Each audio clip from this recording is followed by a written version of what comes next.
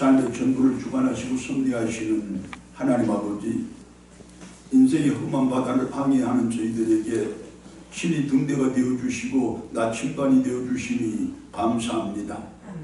삶에 거친 들판을 가로지르는 저희들에게 힘과 용기를 더해주시니 감사합니다. 간절히 원하옵나니 항상 아버지의 선하신 인도하심을 따라 바른 길을 가고 승리하는 저희들 되게 하시옵소서. 언제나 아버지의 보호하심 가운데서 평안함을 누리고 성공하는 저희들의 삶과 신앙 되게 해 주시옵소서. 하나님 아버지, 저희들 그 어떤 상황에서도 변치 않는 믿음을 간직하기 원합니다. 그 어떤 조건에서도 결코 흔들리지 않는 신앙생활을 하게 해 주시옵소서. 그렇게 믿음으로 인생을 승부하고 신앙으로 삶을 결판짓는 저희들 되게 하시옵소서. 알차게 익어가는 이 계절의 저희 열매들처럼 더 튼튼해지고 더 단단해지는 저희들의 믿음 되게 하시옵소서. 이 예배를 통하여 성령 충만함을 받는 저희들 되게 하시고 찬송이 높아지고 감사가 깊어지는 복된 이 시간 되게 해 주시옵소서. 우리 주님 예수 그리스도의 이름으로 기도드리옵나이다. 아멘.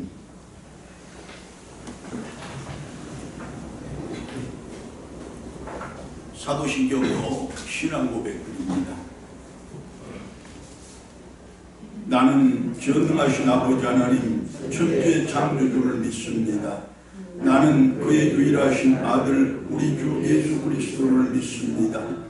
그는 성령으로 잉태되어 동정녀 마리아에게서 나시고 본디오 빌라도에게 고난을 받아 십자가에 못 박혀 죽으시고 장사된 지 사흘 만에 죽은 자 가운데서 다시 살아나셨으며 하늘에 오르시어 전능하신 아버지 하나님 우편에 앉아 계시다가 거기로부터 살아있는 자와 죽은 자를 심판하러 오십니다.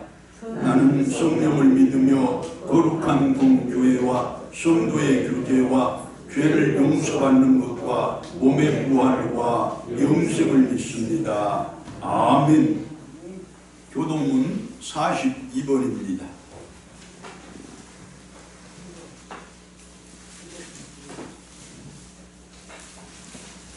새 노래로 여호와께 찬송하라. 그는 기이한 일을 행하사 그의 원수가 돌판 칼로 자기를 위하여 구원을 베푸셨습니다. 여호와께서 그의 구원을 알게 하시며 그의 공의를 문나라의 목전에서 명백히 나타내셨도다. 그가 이스라엘의 집에 베푸신 인자와 성실을 기억하셨으므로 나뭇가지 이르는 모든 것이 하나님의 구원을 보았도다. 온 땅이여 여호와께 즐거이 소리칠지어다. 소리내어 즐겁게 노래하며 찬송할지어다.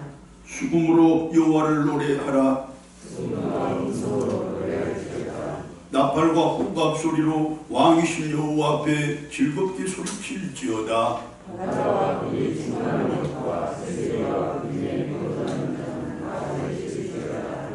여호와 앞에서 큰 물은 박수칠지어다. 산악이 함께 즐겁게 노래할지어다. 아멘.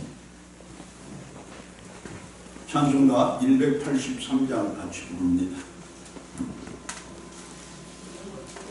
Oh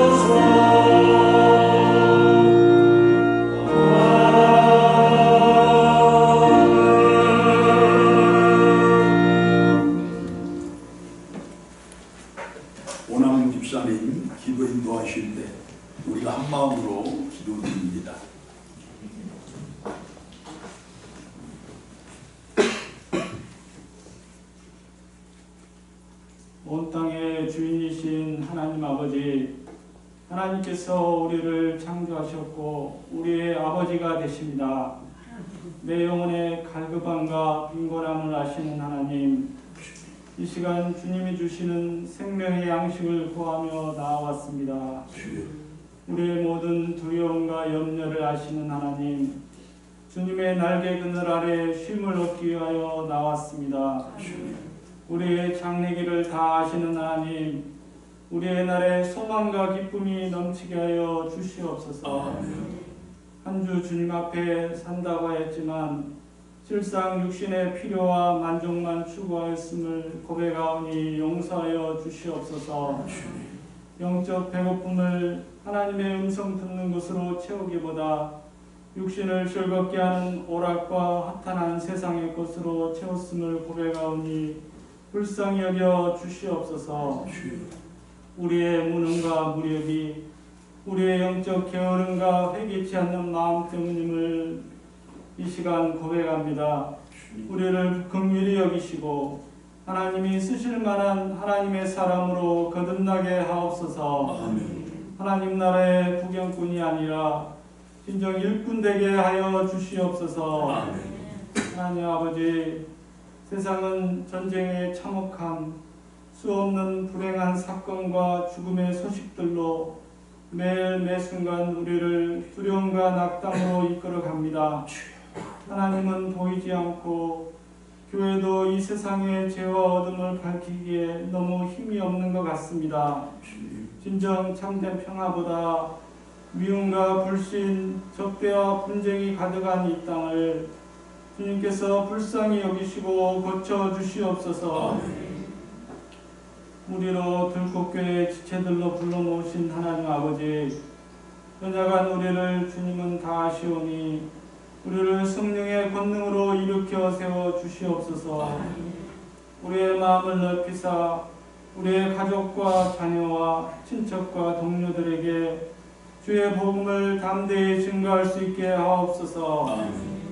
우리의 열심이 가난하고 연약한 형제를 사랑으로 섬기는 열심되게 하옵소서. 우리의 헌신이 교회의 주인 되신 주님만을 높이고 하나님의 말씀을 우리의 삶으로 성취하는 헌신되게 하옵소서. 들고 부흥 전도대를 통해 잃어버린 영혼들을 찾고 구원하는 우리의 작은 수고를 기뻐 받아 주시옵소서. 이 시간 말씀을 들고 단위에 서신 목사님의 입술을 주장하옵소서. 성령이 이끄시는 말씀 앞에 우리의 의지와 마음의 깊은 곳을 내어드리게 하옵소서. 우리의 예배를 기쁘게 받으신 하나님, 이 시간 임재하시고 주님의 신령한 기쁨과 치료의 강선으로 우리의 영과 육을 새롭게 하여 주시옵소서. 감사하며 이 모든 말씀 예수 그리스도의 이름으로 기도하였습니다. 아멘.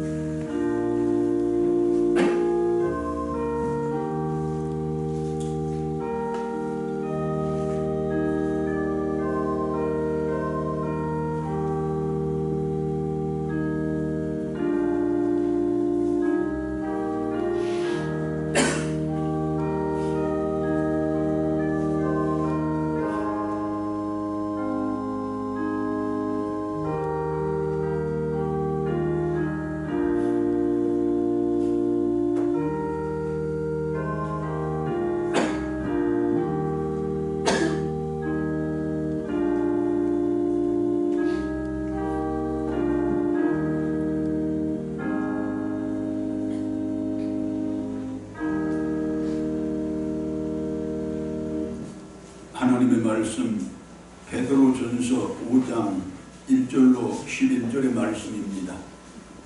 베드로전서 5장 1절로 11절의 말씀을 제가 앞으로 봉독합니다.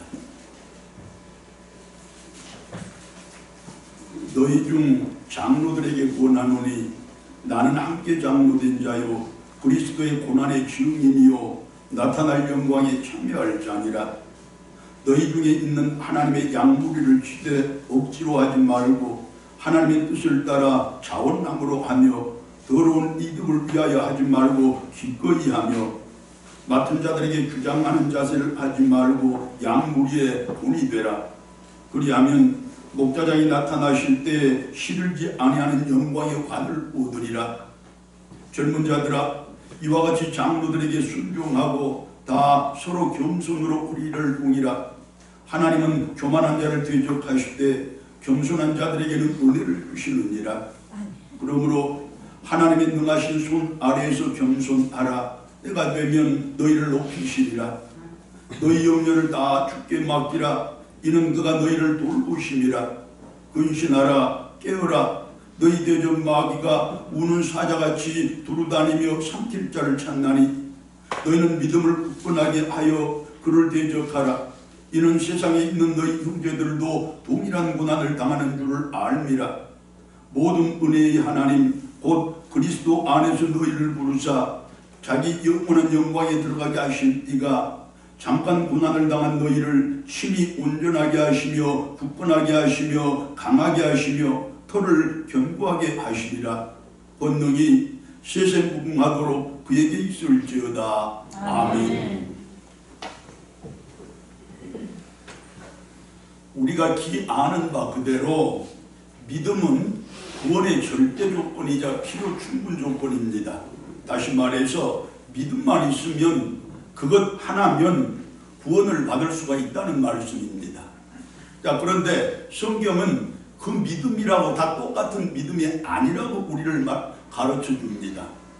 큰 믿음도 있고 작은 믿음도 있다는 것이고 연약한 믿음도 있고 굳센 믿음도 있다는 것입니다. 뿐만 아니라 아무것도 할 수 없는 죽은 믿음이 있는가 하면 모든 영혼을 구원하기에 충분한 살아있는 믿음도 있다는 것입니다. 자, 이와 같은 사실을 전제로 우리 성도들은 이제 자기의 믿음을 때마다 일마다 점검해야 합니다. 나의 믿음은 큰 믿음인가 작은 믿음인가? 나의 믿음은 연약한 믿음인가 굳센 믿음인가? 나의 믿음은 죽은 믿음인가 살아있는 믿음인가? 질문을 바꿔서 이렇게 물어보아도 좋을 것입니다. 나는 내 신앙의 연륜에 걸맞게 성숙한 성도인가? 아니면 내 신앙의 연륜과는 상관없이 아직 초보적인 성도인가? 이 물음에 대한 질문에 내 스스로의 대답이 성숙한 성도라 그렇게 대답이 나오는 분들이라면 이제 본문 1절로 4절의 말씀을 가슴 깊이 새겨야 할 것인데 그 내용이 이렇습니다. 우리 들꽃성도 한 분 한 분 모두는 하나님께서 인정하시고 교회가 인정하며 자타가 공인한 성숙한 성도들 아니겠습니까? 믿으시면 아멘. 아멘. 자, 그러니 이제 하나님께서 지금 이 말씀을 나에게 주시는 하나님이 직접 나에게 주시는 신앙의 교훈이자 엄숙한 명령으로 받아야 할 것입니다. 아멘. 자, 첫째, 내가 성숙한 성도라고 여기는 여러분들이시라면 그 첫 번째로 나는 장로다라는 자의식을 가져야 한다는 것이 1절의 가르침입니다. 여기서 장로라는 말은 크게 세 가지 뜻으로 이렇게 구분이 됩니다. 자, 먼저 한 가문의 최고 어른이라는 뜻입니다. 다시 말해서 그 어른이 자기 가문의 번창과 가솔들의 번영에 사명감과 책임의식을 가지고 최선의 노력을 경주하듯이 이제 성숙한 우리 성도들도 우리 교회 부의 최고의 책임이 각각 나에게 있다는 그 사실을 잘 깨닫고 인식을 해서 그 책임을 다 해야 한다는 말씀입니다. 교회 부를 위해서 내가 해야 할 또한 내가 할 수 있는 모든 것들을 최선을 다해 감당해야 한다는 그 말씀입니다. 예배 참석은 기본 중의 기본입니다. 교회와 모든 성도들을 품고 기도하는 그 일은 당연하고도 마땅한 일입니다. 전도하는 일은 하지 않으면 절대로 안 될 일입니다.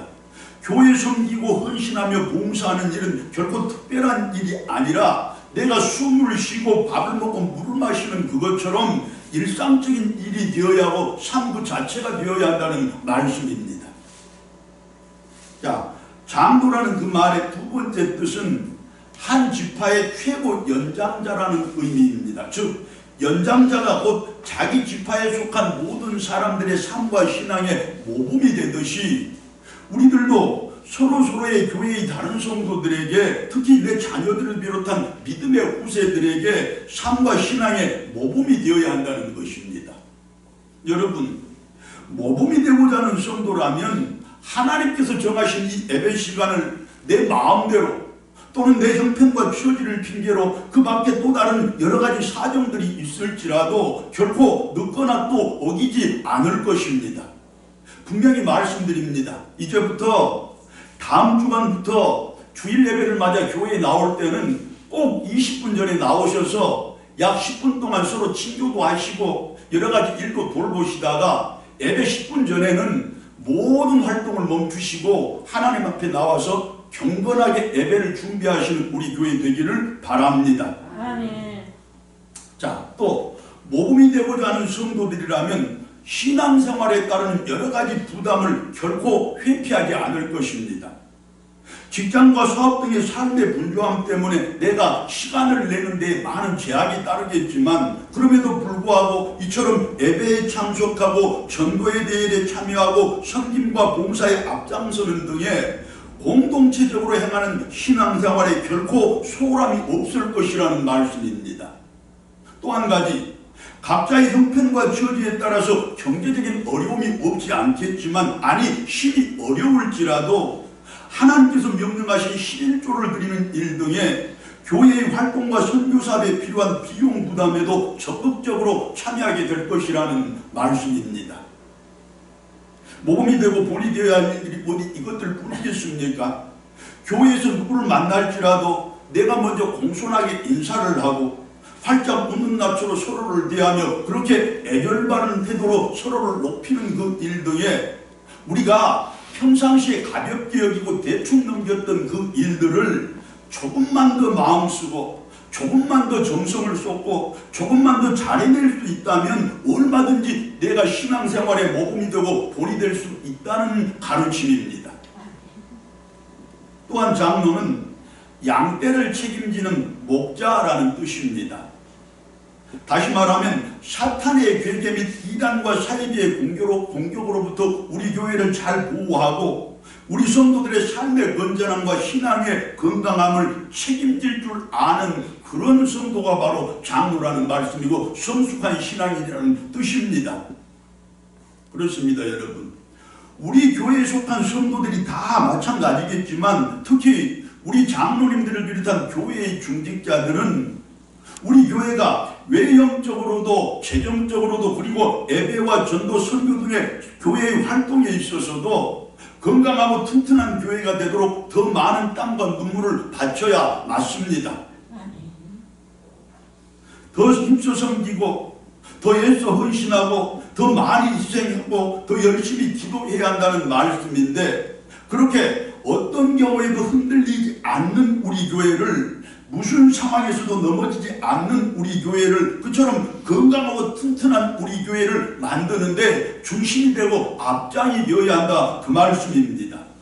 한 가지 덧붙여야 하는데 중직자들인 우리가 성도들의 형편을 살피지 않았다는 그것 때문에 중직자인 우리가 그들의 처지를 돌보지 않았다는 그 이유 때문에 우리 교인 중에 한 사람의 성도라도 세상이 다 빼앗기고 사탄이 다 빼앗기는 그런 일 절대로 있어서는 안 될 것입니다. 그처럼 중직자들인 우리의 무관심과 사랑 없음 때문에 성도들이 세상 가운데서 홀로 방황하는 일이 있어서는 절대로 안 되고 죄악 가운데서 홀로 머물러 있는 일이 있어서는 절대로 안 된다는 말씀입니다. 그것이야말로 그들을 목에다가 연자맷돌을 달아 바다에다 밀어버리는 일로서 죄 중에 가장 큰 죄가 될 것이기 때문입니다. 여러분 늘 말씀드리거니와 내가 아무것도 안 하는 것은 그냥 아무것도 안 하는 것이 아니라 그 자체로 죄라는 사실입니다. 사랑하는 여러분, 이제 특별히 우리 중직자들인 여러분들이 내가 성도를 잘 살피지 못하고 저들을 잘 이끌지 못해서 저들이 혹 신앙의 대열에서 탈락하는 일이 있다면 내가 직접 저들의 목에다가 돌을 달아 바다에다 던지는 그렇게 큰 죄를 짓는 일이라는 사실을 이 시간에 분명히 기억하시고 이제 교회를 살피되 성도들 한 사람 한 사람 삶과 신앙생활도 잘 돌보시는 우리 되기를 간절한 마음으로 소망합니다. 자, 자기 스스로에 대한 그 질문의 대답이 내가 성숙한 성도라면 이제 두 번째로 나는 예수 그리스도의 고난의 증인이고 영광에 참여할 자라는 분명한 깨달음과 확실한 인식을 가져야 한다는 것입니다. 여러분, 고난의 증인이라는 말이 무슨 뜻입니까? 예수 그리스도의 십자가의 증인이 된다는 것입니다. 그러면 그 방법이 무엇이겠습니까? 내 십자가 지고서 예수님 길을 힘껏 따라가는 바로 그 일입니다. 자, 그런데 여기는 우리가 꼭 주목해야 할 매우 중요한 사실이 한 가지가 더해져 있습니다. 무엇이냐? 여기서 증인은 순교자와 같은 뜻이라는 매우 무거운 명령입니다. 즉 내가 내 십자가를 질 때도 그렇고 주님의 길을 따를 때도 마찬가지로 정말로 순교자적인 자세, 죽기를 각오하는 그 믿음으로 지고 따라가야 한다는 것입니다. 맞습니다, 여러분. 십자가 없는 부활은 없다고 우리가 누차 배우지 않았습니까? 바꾸자면 고난의 증인으로서 내가 사명을 다하면 반드시 부활의 영광에 참여하게 될 것이라는 뜻인데 그 말이 무엇이냐? 부활의 능력으로 내가 세상을 살고 인생을 살게 될 것이란 하나님의 약속입니다.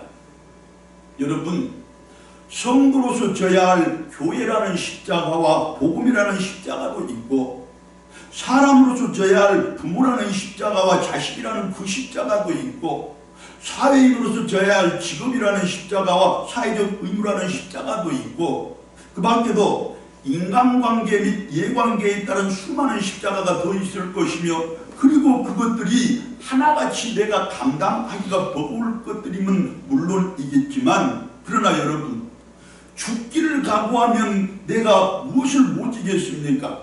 내가 그것들을 지는 그것이 바로 예수님을 증거하는 일이고 복음을 전파하는 일이라는데 그처럼 내 삶의 자리를 천국으로 만드는 그 일이라는데 죽기를 각오하고서 짊어지는 우리들 되어야 맞지 않겠습니까? 그런 각오로 우리가 십자가를 대할 때 하나님께서 나에게 감당할 힘도 주실 뿐만 아니라 이후로는 세상에 그 어떤 문제가 나에게 닥쳐고 직면할지라도 더 이상 문제가 되지 않을 그 복을 누리게 주실 것입니다. 할렐루야. 자기 스스로의 질문에 대한 대답이 내가 성숙한 성도라면 이제 세 번째 양무리를 치되 다시 말해 교회를 섬기되 다음에 세 가지 원칙을 잘 지켜야 한다고 2절의 말씀이 가르칩니다. 먼저 억지로 하지 말라는 것입니다. 많은 교인이 있고 나보다도 오래 믿은 성도들이 많은데 왜 교회는 하필이면 나에게 이 일을 맡기는 것인가? 이 일을 꼭 내가 해야 될 이유가 무엇일까? 여러분, 교회를 섬기는 데 있어서 그처럼 내가 하지 않아도 될 핑계와 이유를 절대로 찾지 말라는 것입니다. 형제를 내 몸처럼 사랑하는 일 등 아무리 선하고 복된 일도 예배를 돕고 전도를 앞장서고 온전한 11조를 드리는 일 등 아무리 경건하고 거룩한 일들도 그렇게 불평과 불만 가운데서 억지로 하면 그것은 하나님의 마음을 아프게만 할 뿐이지 교회도 결코 덕이 되지 않는다는 것입니다. 쉬운 말로 안 하는 것만도 못한 일이 되어버리고 만다는 말씀입니다. 여러분, 이왕에 땀 흘려 그 일에 참여를 했는데 이왕에 눈물 뿌려 내가 그 일을 해내었는데 안 하니만도 못하는 일이 되어버리는 그런 우를 보면서야 되겠습니까? 이제 혹시라도 불평불만 가운데서 교회 섬기는 일 절대로 하지 마시고 하나님이 하시는 일이니 하나님이 명령하신 일이니 순종하는 믿음으로 감당하시기를 바랍니다. 그래서 이제 이어지는 말씀이 자원함으로 해야 할 것이라고 가르치지 않습니까? 무슨 말이냐? 나 같은 부족한 사람에게 이처럼 영광스러운 일을 맡겨주시니 감사합니다. 나처럼 못난 사람에게 이렇게 소중한 직분을 주시니 얼마나 감사한지요. 어떤 일이 있어도 하나님께서 맡겨주셨으니 그 일만큼은 내가 잘 해내고야 말겠습니다. 무슨 일이 있어도 교회가 맡겨주신 그 일만큼은 내가 기업고 해내고야 말겠습니다. 그처럼 자신의 부족함과 연약함을 겸손하게 인정하는 가운데서 내가 그 일을 반드시 해야만 하는 이유를 적극적으로 찾아내어서 감사와 기쁨 가운데서 그 일을 감당하라는 하나님의 말씀입니다. 그렇게 할 때 하나님께서 항상 기뻐하며 살아가는 그 복을 나에게 허락해 주실 것이고, 범사에 감사하며 살아가는 그 은혜를 나에게도 베풀어 주시되 자손 만대까지 이어지는 권총 허락해 주실 것입니다. 또한 주장하는 자세로 하지 말고 본이 되어야 한다고 3절의 말씀이 가르쳐 줍니다.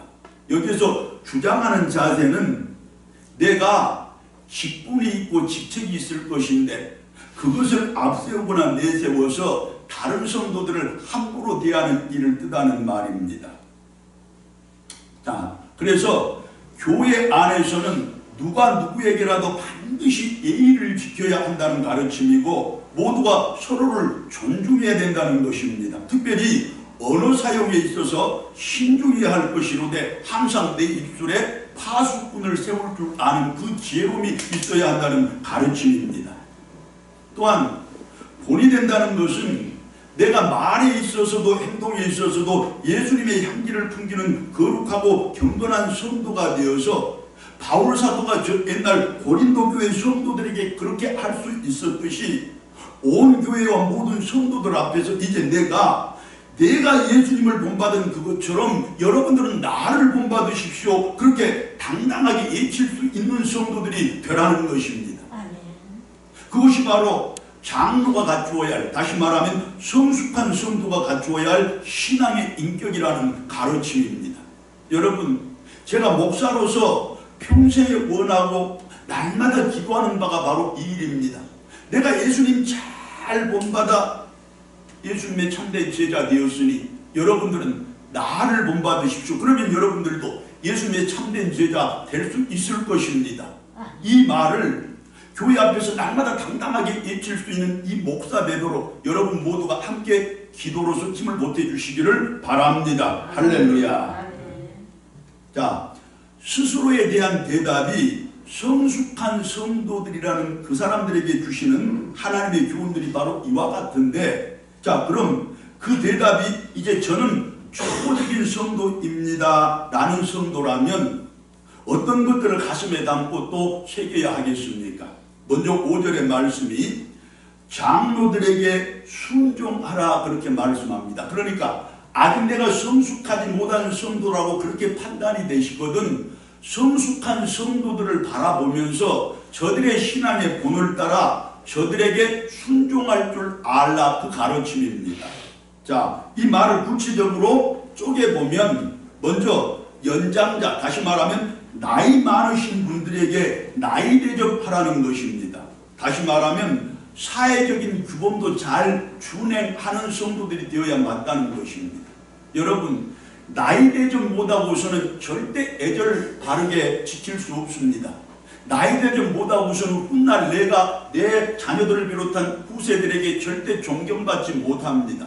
나이 대접 못하고서는 내가 성숙한 신앙인이 될 수 없다는 말씀입니다. 항상 미성숙한 상태로 남아있을 수밖에 없다는 뜻입니다. 이제 교회 안에서뿐만 아니라 가정에서도 직장에서도 또 다른 사회관계 속에서도 나보다 나이 더 잡순 분들 계시면 그 자체로 존중할 줄 아는 우리 들꽃 성도들 다 되시기를 바랍니다.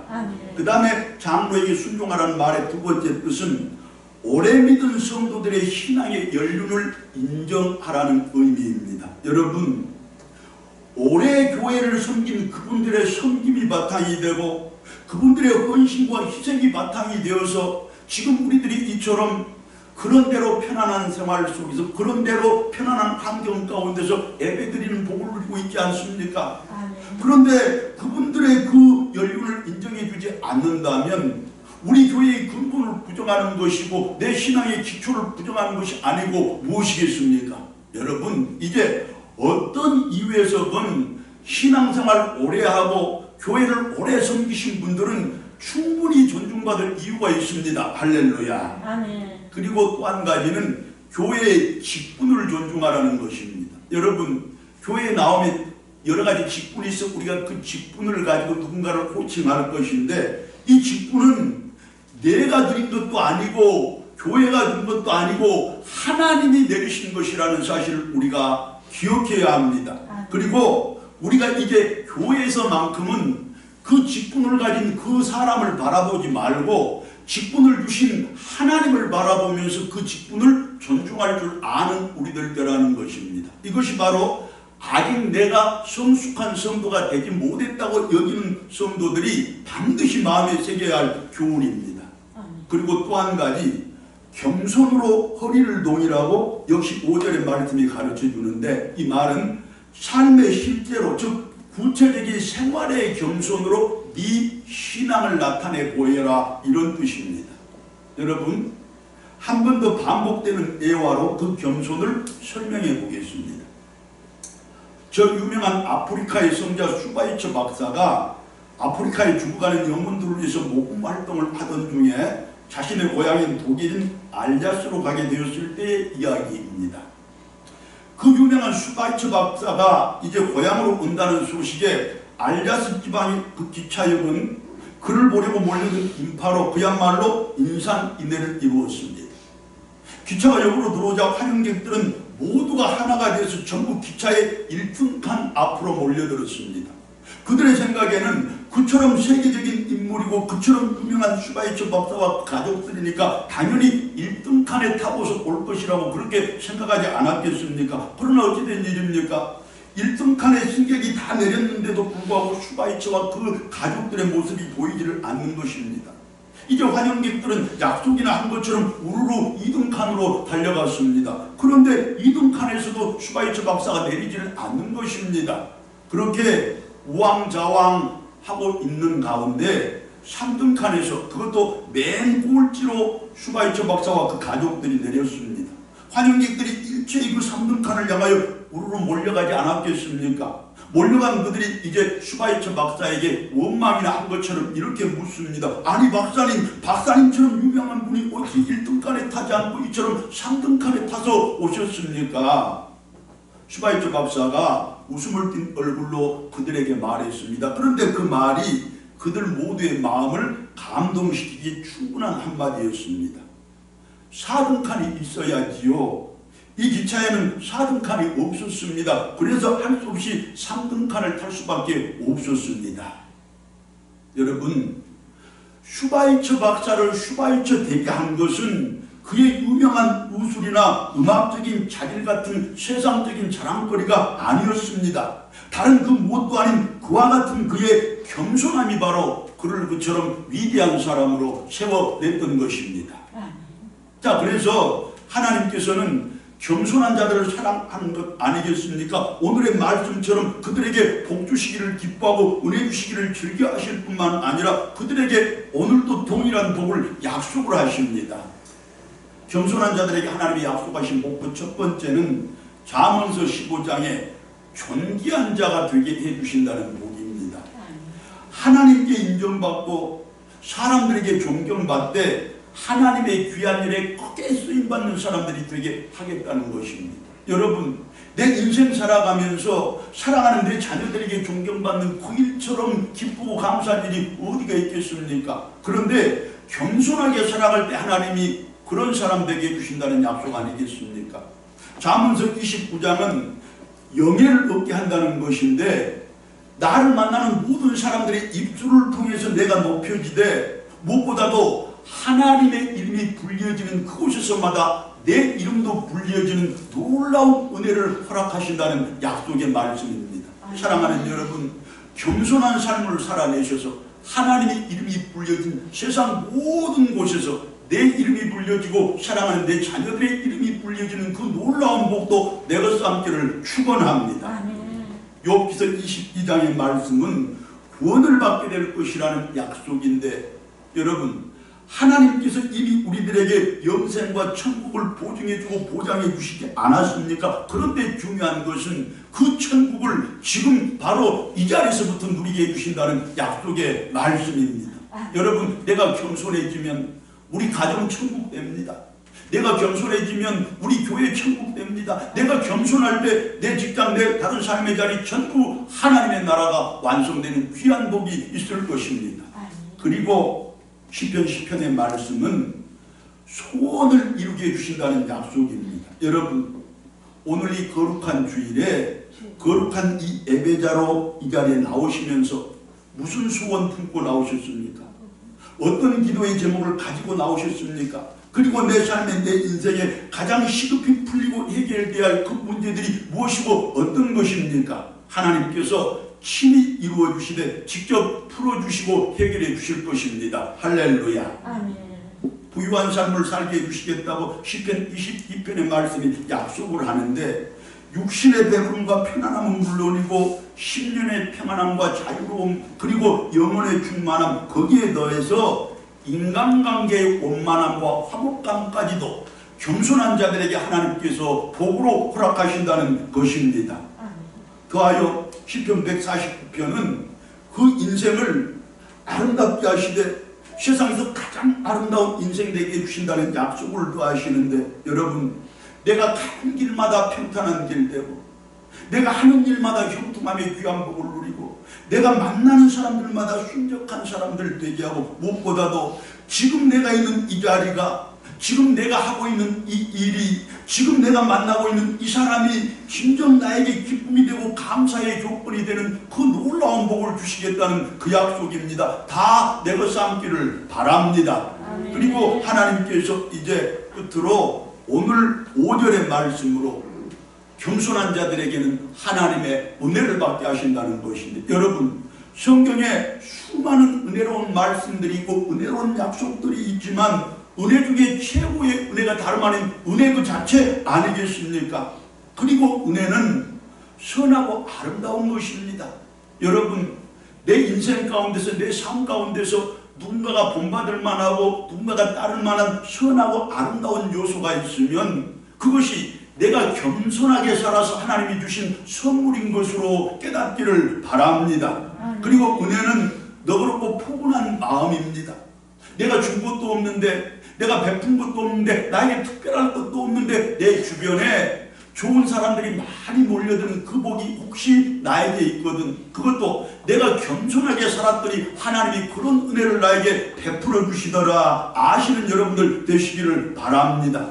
그리고 은혜는 기쁨이고 감사이고 사랑하고 사랑받는 일인데, 여러분, 내가 사랑하는 사람에게서 나도 듬뿍 사랑을 받을 수 있는 것처럼 나를 기쁘게 하고 나를 감사하게 하는 일이 어디가 있겠습니까? 이제 내가 사랑하는 사람들로부터 갑절의 사랑을 받기 원하시거든, 신뢰의 사랑을 받기 원하시거든, 겸손하게 살아가시기를 바랍니다. 하나님이 은혜로 그 사랑을 허락해 주실 것입니다. 할렐루야. 아멘. 자, 이처럼 스스로에 대한 대답이 성숙한 성도라고 말하는 사람에게 주시는 교훈도, 아직 나는 미숙한 성도입니다 라고 대답하는 성도에게 주시는 교훈도 이처럼 풍성한데, 이제 스스로의 그 대답과는 상관없이 이 시대를 살아가는 모든 성도들에게 공통적으로 주시는 신앙의 교훈입니다. 자, 먼저 모든 염려를 주님께 맡기라고 7절 말씀을 통해서 교훈해 주십니다.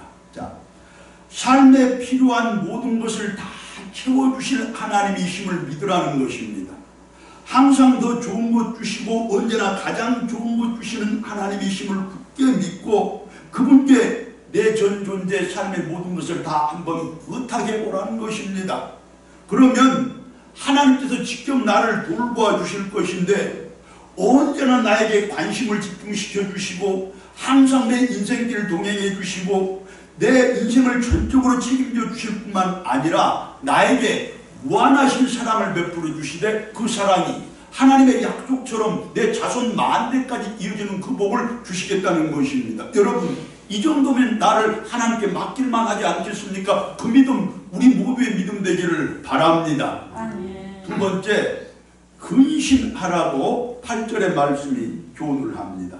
자, 이 말은 먼저 감정을 잘 다스리라는 의미입니다. 여러분, 내 기분이 자세나 태도가 되어서는 안 됩니다. 내가 기분 나쁘다고 금방 상대방에게 불쾌한 태도를 취하고, 내 기분 나쁘다고 금방 다른 사람들에게 함부로 대하고, 이것은 절대로 성숙한 신앙인의 모습이 아닙니다. 내 감정과에 상관없이 내 감정은 어찌할지라도 그러나 내 태도는 항상 친절하고 항상 이웃을 사랑하는 모습으로 나타나야 그것이 비로소 성숙한 신앙인의 모습이고 성숙한 신앙인의 기본 중에 기본이라는 사실을 꼭 기억하셔서 여러분, 우리 들곳의 온 성도들은 감정을 태도로 나타내지 않는 그곳으로 성숙한 성도 되시고 하나님의 뜻을 준행하는 그 복도 더하시기를 바랍니다. 근신하라는 말의 두 번째는 욕망을 잘 억제하라는 것인데, 여러분 우리가 아다시피 욕망은 항상 무한대입니다. 그런데 현실은 언제나 유한하지 않습니까? 그래서 내가 욕망을 억제하지 못하면 언제나 불평이 나올 수밖에 없습니다. 항상 불만을 품고 살아갈 수밖에 없습니다. 언제나 하나님에 대한 원망이 끊이질 않게 됩니다. 그리고 여러분, 우리가 배워 알다시피 그 불평과 불만과 원망 가운데서 살아가는 그것 자체가 내가 내 존재 및 내 인생과 삶을 해치고 망치고 파괴하는 일이라고 우리가 배우지 않았습니까? 하나님을 믿자고 나선 우리들이 내 욕망 절제하지 못해서 내가 스스로 내 인생 파괴해버린 그런 어리석음을 보면서는 절대로 안 될 것입니다. 근신할 줄 알아야 합니다. 한 가지가 더 있는데, 이제 오늘의 말씀처럼 과도한 염려, 그 근심을 버리라는 것입니다. 여러분, 염려와 근심이라는 것이 내가 믿음이 작다는 증거이고 내가 아직 성숙되지 못한 성도라는 증거인데, 여러분 그처럼 그 염려와 또 근심이 과도해지면 결국 나를 하나님으로부터 멀어지게 하고 믿음에서 떠나게 하는 것이라는 사실을 기억하시고, 내가 내 전 존재 하나님께 온전히 의탁하면 그 염려와 근심이 사라진다는 그 사실까지도 마음에 품기를 바랍니다. 그 다음에 역시 8절의 말씀이 깨어있으라 이렇게 우리에게 교훈을 하는데, 여러분 하나님과 우리의 관계를 이간질하고 멀어지게 하고 원수되게 하는 사탄의 계획에 잘 대비해서 정신 바짝 차리고 늘 경계하는 자세로 살아가라, 그런 가르침입니다.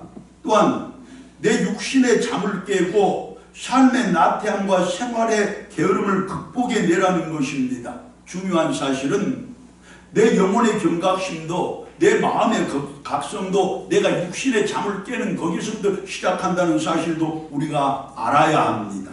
자, 그런데 이처럼 모든 염려 주님께 맡기라고 했는데, 근신하라고 했는데, 깨어있으라고 그렇게 하나님이 명령하셨는데, 우리가 그 말씀, 그 명령을 순종하지 못하면 어떻게 되느냐? 8절의 말씀이 아주 무섭게 경고를 합니다. 뭐라 그럽니까? 대적 마귀가 우는 사자같이 두루다니면서 삼킬 자를 찾고 있다는 것입니다. 그렇다면 여러분, 마귀가 삼키기 좋은 사람들이 누구입니까? 쉬운 말로 마귀의 밥이 되기 쉬운 사람이 누구이냐는 물음입니다. 자, 여기에서 이 대적이라는 말은 나와 싸우는 법률적인 상대방, 그러니까 나와 소송전을 하고 있는 사람이라는 의미이고, 마귀는 사탄이라는 말의 다른 뜻인데 비방하는 자, 거짓으로 송사하는 자, 요즘 쓰는 말로 무고죄를 범하는 자가 바로 마귀라는 거예요. 그래서 마귀는 형제를 비방하고 남들을 비난하기 좋아하는 자들과 또 이웃을 죄 없이 고발하기 좋아하는 자들과 무엇보다도 나만이 최고의 나만이 전부라는 그런 이기적으로 살아가는 사람들을 자신의 하수인으로 삼아 그들을 밥으로 삼는다는 것입니다. 여러분, 하나님을 믿자고 떨쳐나선 우리들인데 형제 비방하기 좋아하고 남들 비난하기 좋아하고 나만을 위하는 이기적인 사람이 되어서 하나님의 자녀는 되지 못할 망정 마귀의 밥이 되어버린다면 이게 무슨 낭패이겠습니까? 결국 모든 염려 주께 맡기지 못하고 그 염려에 짓눌려서 살아가게 되면, 근신하지 못하고 깨어있지 않으면 마귀의 밥이 될 것이로되, 더욱더 비방과 무고하기를 즐거워하는 사람들이 마귀의 밥이 되기 쉽다는 그 사실도 우리가 분명히 기억하셔서 이제 하나님이 주시는 말씀 그대로 모든 염려 주님께 맡기고 근신하고 깨어있어 온전한 하나님의 자녀들로 살아가되 마귀는 내 곁에서 얼씬도 하지 못하게 하는 그런 믿음 강한 성도들, 성숙한 신앙인들 다 되시기를 간절한 마음으로 소망합니다. 아멘. 사랑하는 여러분, 오늘의 우리들 비록 내세울 만한 믿음 되지 못하고 자랑할 만한 신앙생활 아닐지라도, 그러나 하나님께 인정받기 위해서 힘쓰고 내 교회 앞에서 내 교우들에게, 내 사랑하는 자녀들을 비롯한 믿음의 후세들에게 존경받기를 위해 애쓰는 성도들 아닙니까? 이제 이왕에 힘쓰고 애쓸 그것, 교회 부흥을 위해서 사명과 책임의식을 조금 더 고치시킵시다. 조금만 더 힘쓰고 애쓰자는 말씀입니다. 예수님을 증거하고 복음을 전도하는 일에 그야말로 순교자적인 자세, 내 목숨 한번 걸어봅시다. 교회 섬기되 핑계대지 말고, 이웃 찾지 말고, 내 시간, 내 물질, 내 자질과 재능, 내가 가진 모든 것들을 총력으로 한번 투자를 해 봅시다. 거기에다가 예의 바른 성도, 겸손한 성도가 될 것이고, 근신하고 깨어있는 신앙생활로 절대로 마귀의 유혹에 넘어감이 없는 건강하고 튼튼한 성도들 되시되, 건강하고 튼튼한 우리 교회에 함께 세워 나가십시다. 그리할 때 하나님께서 우리를 믿음이 큰 자들로 인정해 주실 것이고, 우리 교회를 성숙한 성도들로 가득 채워줄 뿐만 아니라 우리가 교회 앞에서 존경받는 그 복도 더해 주실 것입니다. 그렇게 드디어 우리의 삶과 신앙생활 속에서 예수님의 향기가 진하게 풍겨나오게 할 것이며, 마침내 내가 예수님을 내가 본받은 것처럼 여러분들은 나를 본받으십시오. 교회 앞에서 사랑하는 내 자녀들에게 당당하게 외칠 수 있는 그런 우리 되게 해 주실 것입니다. 그 복 다 같이 내 복 삼고 우리 교회의 복 되시기를 진심으로 축원합니다. 기도드리겠습니다. 하나님, 내가 성숙한 성도입니다. 아직 내놓을만 하고 자랑할 만한 것은 못 되지만, 그러나 저희들 하나님께 인정받기 위해서 힘쓰고 교회 앞에서 또 사랑하는 내 자녀들을 비롯한 믿음의 후세들에게 존경받기 위해서 애쓰는 성도들입니다. 하나님, 우리들의 이 힘씀과 애씀을 평가해 주셔서 이제 우리들로 하나님 앞에서 사랑받고 하나님의 은혜 누리고 하나님의 뜻 안에서 형통함의 귀한 복 더하되 인생길 걸어갈 때 늘 좋은 사람 만나고 가는 길마다 평탄함이, 하는 일마다 형통함의 귀한 복이 우리 가운데 임하는 그 은총 있게 하여 주시옵소서.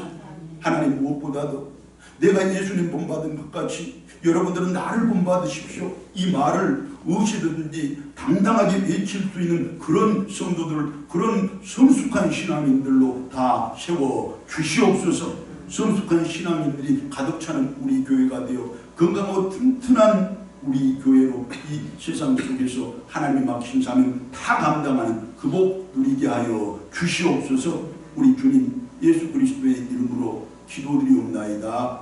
아멘.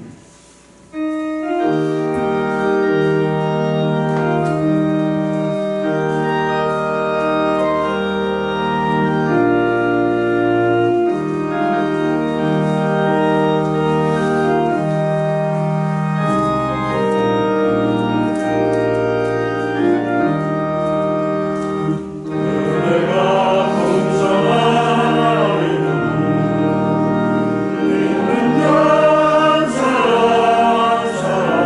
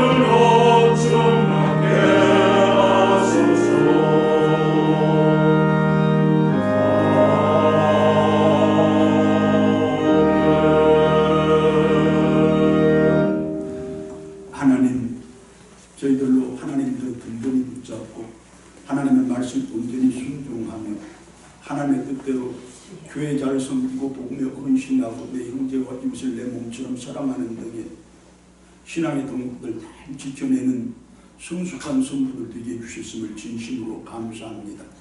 이제 우리들을 통하여 우리의 삶의 자리마다 천국 만드시는 그 귀한 복도 허락해 주신 줄로 믿습니다. 하나님, 지금 여기에서부터 내가 천국을 누릴 것인지 이제 그 천국을 내 형제와 이웃들에게 내 사랑하는 이들에게 널리 전하고 잘 나누는 그 은총도 누리게 해 주시옵소서. 하나님, 우리 가정 천국 되게 해주신 은혜, 우리 교회 천국 되게 해주신 은혜, 그리고 내 나가는 길이 늘 형통함에 귀하고 복된 길 되게 해주신 은혜 감사드려 저희들 정성껏 준비한 귀한 애물 하나님께 올려드립니다. 기쁘게 받아주시고 쓰여지는 그곳에 하나님의 큰 사랑, 복음의 놀라운 능력, 저희들의 작은 정성도 잘 전해지게 하시되 거기에서도 구원의 귀한 역사가 크게 나타나는 은총 더하여 주시옵소서. 하나님, 이 애물들 속에 쓰이는 땀과 눈물, 간절한 간구와 기도, 그리고 우리의 형편과 처지까지도 하나님 다 살피시고 전부 아시는 분이시니 하나님 가장 합당한 복을 가장 풍성하게 가장 적절한 때에 저희들에게 베풀어 주시옵소서. 하나님, 이 애물들 속에는 특별히 제목이 붙여져 드려진 애물 있습니다. 하나님, 건강도 살펴주시고 또 삶의 평안도 더해주시고 자녀들의 길도 형통함을 누리게 하여 주시고 특별히 육신이 연약한 우리 성도들 건강함 주실 때 하나님, 이제 건강한 육신으로 하나님께 영광 돌리되 이 땅을 기쁨과 감사함으로 살아가는 그 은총 더하여 주시옵소서. 사랑하는 우리 부모님들, 연로하신 우리 성도님들, 하나님 특별히 저들을 품에 안아주시고 등에 업어주시사 늘 높은 찬송 가운데서 늘 깊은 감사의 기도 가운데서 그렇게 인생 엮어가게 해 주시옵소서. 사랑하는 우리 자녀들, 그 삶의 도전이 어디인지라도 특별히 객지에 있고 본문에 있는 우리 자녀들, 하나님 오늘도 저희들을 직접 만나 주셔서 내가 너를 사랑하노라, 내가 너를 지키노라, 하나님 그 음성을 저들이 듣게 하여 주시옵소서. 하나님, 교회가 행할 많은 일들이 있습니다. 하나님 힘을 주셔서 다 감당하여 튼튼하고 건강한 교회로 하나님 앞에 당당하게 내어놓는 우리 모두 있게 하여 주시옵소서. 하나님, 우리 교회가 하나님께 영광 돌리고 우리 예배가 하나님께 기쁨 되도록 당신의 많은 일꾼들 여러 가지 모양으로 헌신하며 기도드렸습니다. 살피실 때 생활의 복을 7배로 더하여 주시옵소서. 우리가 아뢰지 않는 것, 아뢰지 못한 것들까지도 다 살피시는 하나님이신 줄 믿사옵고 우리 주님 예수 그리스도의 이름으로 감사기도 드리옵나이다. 아멘. 사랑합니다. 감사합니다. 자, 가을이 깊었습니다. 그런데 얼마 남지 않았습니다. 이 가을 붙잡아까지 마지막 힘껏 붙잡고 가을을 통하여 하나님이 주시고자 하는 귀한 복 가운데 다 내 것으로 누리시되 내 삶, 내 신앙 잘 점검하셔서 삶에도 좋은 열매 맺으시고 신앙에도 선한 열매 주렁주렁 거두시는 그 복 다 있기를 축원합니다. 자, 10월 마지막 주일은 30일입니다. 추수감사주일 예배로 하나님께 드리도록 하겠습니다. 오늘 예배 마치면 우리 장로님들 교육관에서 임시당에 가도록 하겠습니다. 우리 이집사님 차량 운전 부탁합니다.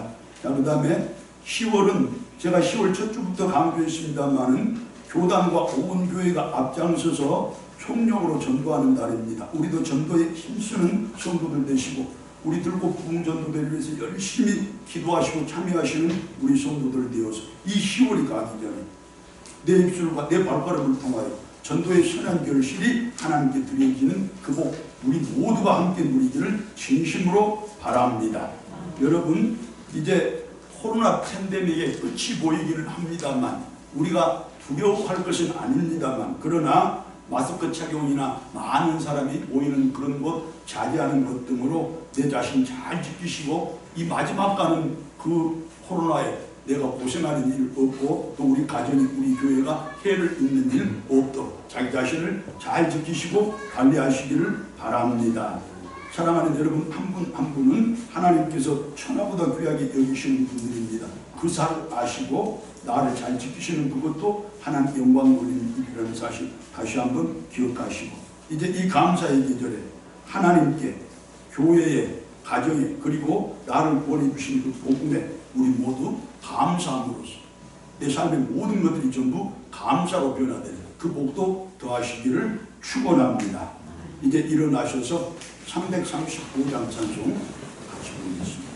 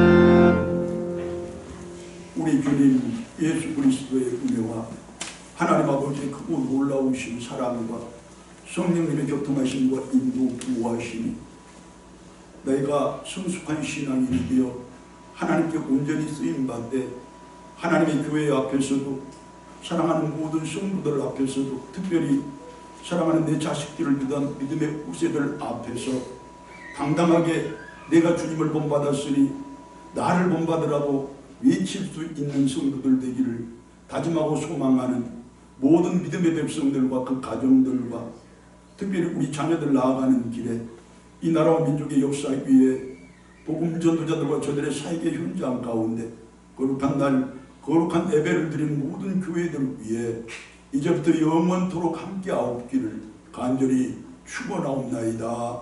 아멘.